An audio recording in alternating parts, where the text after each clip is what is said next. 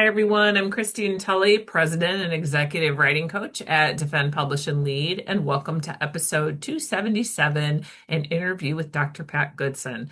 Pat's joining me today to talk to me about all things productive writing. I'm a big fan of her work, and if you are watching this on YouTube, I have a big long list of books about being a productive academic writer, thinking through some strategies to keep moving when you're stuck, and just in general, just ways to think about writing and how to build it into your week. So I've read a lot of her work, and she just came out with a book called Keep Writing: 101 Strategies for Academic Writers. And this is one that I think is really cool because it's a very practical guide. I ordered it because I like the structure of it, where you have some kind of a writing emergency and you can just dive right in and jump in. But I'll turn it over to Pat, and I'm going to start with a first question, just asking Pat how you got into this subject matter of academic writing, because you've put out a lot of books about it. So how did you get here? Yeah, very interesting. Well, first, I want to say, Christine, thank you so much for having me on your podcast, but also for doing what you're doing with this podcast. It's very You. useful and very helpful for academic writers, and it gives a sense of community and a lot of resources. So thank you. Thank you for doing that. Thank Yeah, you for how did putting I? out the books. Well, thank you for promoting them in a way, but I really appreciate the conversation and the chance to talk to you about it. But how I got into academic writing is a very interesting story, and long, and probably not very interesting for all of your listeners. But I was not in writing, so I don't have a degree in English or anything, but I have a bachelor's in linguistics. So I've always been interested in language. But my field is health education, and I did research related to sexual and reproductive health, especially sexuality education. But I dealt with a lot of graduate students, and the whole issue of writing is always an issue, of course, as we know, and the expectations for our writing. But at a point in my career, I think I was associate professor at the time, I was invited to be associate dean for graduate program development. And they gave me one task and said, Pat, you need to figure out how can we improve the graduate training of our students in the College of Education. And I started collecting data from the students, asking them, what is it that you're missing? What are we missing in your training and giving it to you? And guess what came up, right? It was like, oh, the writing, the writing. You guys have such expectations of us that we write and publish, but we don't have any support. So then, based on those data, I started doing several workshops with a few students here and there, and then saw that I was hitting a nerve. There was a huge need with that. And eventually, all of that became a program that I developed at my university called POWER, which it's an acronym that stands for Promoting Outstanding Writing for Excellence in Research. Um, I just love as it. an, just as a little aside, my very wise father used to say, "No, no, no. It stands for poor old writers expecting rejection." But yeah, that's that too. That's No, also yeah, the, sometimes that's the case. it was a lot of our case. So it became a program based on volunteer work with graduate students supporting other graduate students and faculty supporting faculty. And the books came out of the need of trying not to repeat myself all the time, or if somebody missed a workshop or a class, it's like, oh, don't ask me to repeat the whole 3 hour lecture again. Here's a book, right? Here's material you can read about it. So that's how I got into writing. Eventually ended up writing more about academic writing in the book format than I did in other my actual real area of research. So that's the long story in a way. Mhm. Yeah. So, and I know you've put out a lot of different books. One of them I'll do a little show and tell for YouTube people. This is the bonus for listening to us on YouTube. But I have 90 Days, 90 Ways, which is a book that the colon is Inspiration, Tips, and Strategies for Academic Writers. And I got into this book partially because I'd been thinking about this idea about how to keep writing top of mind for faculty and graduate students because it seems a lot of times, but for both groups, even if they're panicked about it or even if they have some work to do, it's really not built in as a regular system. So it tends to be the kind of thing where, you cram it all in on a weekend, or maybe you do work systematically, but it's very dull and plodding where okay, it's 10 a.m. Monday. That's the time I write. Yay. And you show up and you're not real enthused. And I know I really liked it because it was a thing where you could have like a daily bit of, some inspiration or a specific small strategy to try. And a fun fact about that book, so again, called 90 Days, 90 Ways, I will link to it in the show notes. But another fun fact about that book is that one of the things that I experiment with faculty all the time is getting faculty on our campus to write in sessions no more than 22 minutes, because that is the span between a lot of classes and meetings. We call them write and runs, which is really kind of crazy, where people will try to find a central location for people that want to do it. My campus is pretty small, so no matter where we are, if we pick a central location, we will have a couple of them built into the week. So everybody will show up, in that weird spot of we have 30 minutes, but we got to allow for travel time. So that's why it's 22 minutes. But we will literally go to a spot and start working. And I know that for some of the prompts in that book, I've used them as inspiration for people that some people show up and they know exactly what they want to keep working on. But other people are like, I know I want to get something done.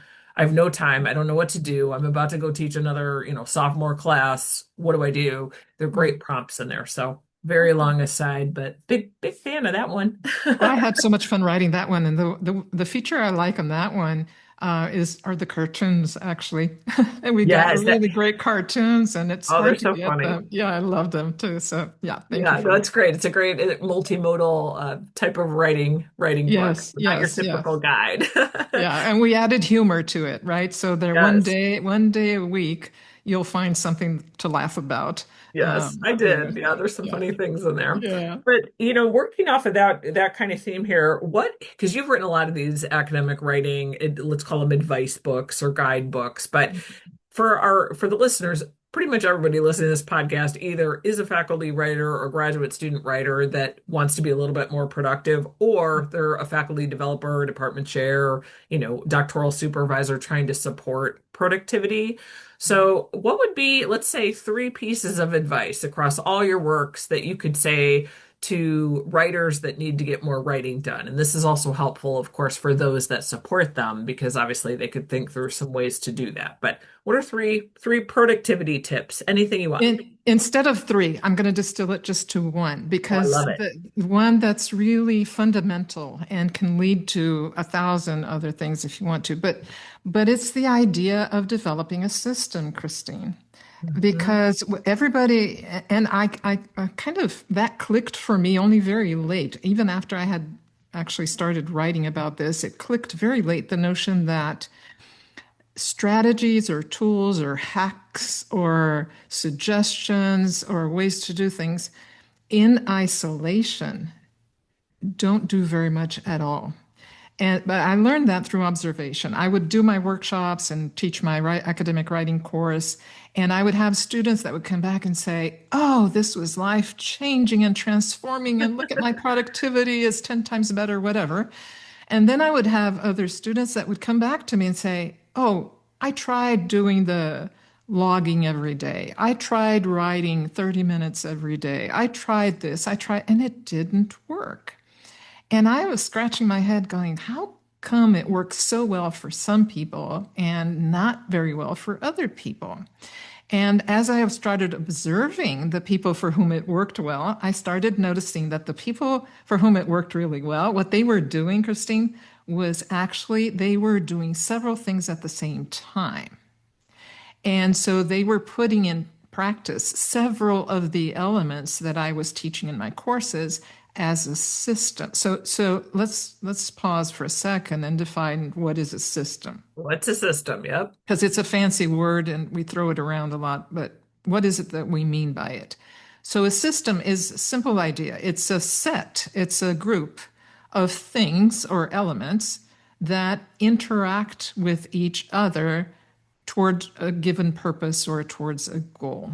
So a set of elements that interact with each other. So we usually need a system for anything that to tackle anything that's complex. Anything like if you have a kitchen faucet that's dripping and stuff like that, and you just have a wrench, you may or may not be able to do very much because if you don't know what to do with it and when to what to what to turn or not turn and how to try to diagnose the problem at first, you'll be a total failure at it.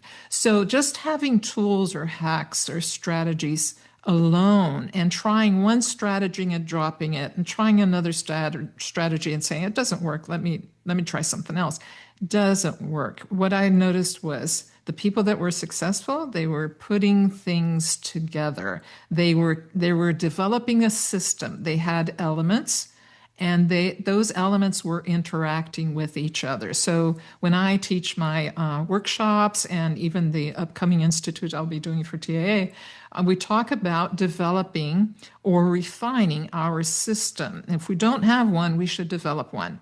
So what does that mean for academic writing? I have a very simplified system that I suggest. And I say, okay, to be productive, you have to have a system in which there are four important elements, four things in this set. One is you. You're a very important element, and there are a lot of Essential. variables essential. But believe it or not, there are a lot of things about you that you need to explore and learn about to be an efficient writer. Then you need a set of strategies, not just one strategy, and what I mean by strategies are ways of doing things, okay, methods in a way. So you need a set of strategies, then you need a set of tools, and last but not least, because it's one of the most important ones, you need a set of supports, different types of supports. So if you have these elements in place, all together, working together, you'll become an incredibly productive and deep scholarly writer or academic writer. But if you just try one strategy, somebody said that writing 10 minutes a day or, 2 sessions or 3 sessions of 10 minutes a day works well, and you just try that, it may help improve, but it won't really transform you and shape you into a solid and consistent and healthy academic writer. Does that make sense? So to me, That that would be totally the makes one sense. thing. Inside that system, then you can have a bunch of tips and tools because, a lot of things that you need to learn about you, a lot of strategies that are out there that are useful that you can try. There are a lot of tools, especially with AI now. And then don't forget the support. The support's plural, actually, really, really important. We need emotional support, social support, and what I call instrumental support, which is support usually in the form of feedback that has to be well done to be efficient. But again, one tip would be to have a system, develop a system. And if you Yep. don't know what that means or want to don't know more of the elements, go look at my books. I talk a lot about it, including the Keep Writing book is one that I mentioned that you need to develop a system. And then we talk briefly about how to develop it. But if you want a lot more detail, then you'd have to go to my Becoming an Academic Writer book. Does that make sense? Yeah, I have that one too. Okay. Couldn't find it in time for Wow. show and tell on the Thank you. podcast, but Thank you. yes, that does make sense. And actually, this is a good time to kind of switch gears because I mentioned on the podcast that Textbook and Academic Authors Association is our one and only sponsor. Everybody knows, so I don't need to say all that again for all of our listeners. But I am presenting at the Institute, and so is Pat. And Pat is working on a session. We call them learning labs, and hers is called It Takes a System. I know we just talked about systems, but who should go to the learning lab? Why should they go? What are they going to do with you? Well, apparently the lab is for academic authors that are just starting their careers or new. Or I would say if you're an academic author and you don't have a system and you want to learn how to put together a system, even if you are a seasoned academic author, you're more than welcome to come. And it's Never too late. exactly. It's going to be a 2 hour session plus a 1 hour of Q&A or Q&R, but not enough time really to develop. But I'm going to basically throw at people all of the elements that they need to develop an academic writing system that might be helpful. So basically, expose people to the notion of what is a system and what are the most essential elements of the system, and then resources for developing their own system. So that's what I plan to do. Let's see if I can pull it off. But Yeah, no, that sounds great. And I think this is really helpful to think through, all of the ways that we can get some writing support. So Mhm. just in general, I've been thinking a lot about what does it look like for many of us as we're recording this in April of 2026. And I've already started thinking about, what does summer writing look like? And I talked about last week a little bit about how the Institute is a great way to just go to school again on your writing. Like I'm going to go to things, I'm presenting at something, but I'm definitely going to some of the other sessions on productivity. But also just thinking through like this might be time to find a good summer read. I'd totally recommend one of Pat's books just to kind of think about what are you doing with writing? Since so many faculty that I work with and probably that Pat works with, a lot of people have systems that aren't totally perfect. They might be, just because it worked the last time, they're going to try it again. They might be carrying over some habits from graduate school, but it's not really a thoughtfully developed system, from start to finish. And that's why there's a lot of jumping around because things don't work. So, I would say if you're thinking about some summer reading or some, extra content you want to do, join us for the Institute. I think it's a good way to just look at what you have because what you might Absolutely. find, a Yeah. couple There's always pieces. something new to learn, right, Christine? I mean, Yeah. I still, I teach a lot of this, but boy, I watch everything I can, including your podcast, like to learn something, Yay. because I always learn something that I can add to my system. There's always either a perspective I can tweak or refine or make better, or a tool that I can add. And it's just, yeah, I'm always a student of the writing process, that's for sure. Oh, aren't we all? This is all why we're all Yes, here. For yes, faculty exactly. developers, I encourage you to check out these items as well, because it's a good way to help your faculty, especially if you're somebody that, maybe you're a little bit low on resources. These are very low cost ways to kind of figure out how to do it. And Yes. speaking of low cost, I do have a discount code for attending the Institute. So it will be in the show notes. I will also put links to some of my favorite Pat Goodson items in the show notes. Mhm. And if there's any way you want to follow up with us at Defend, Publish, and Lead, you always can do that by going to our website. It's just defendpublishlead.com. There's a little form that says contact us. And if you have a suggestion for an episode or want to let us know about something that you're working on that you'd love to hear more about, please don't hesitate to reach out.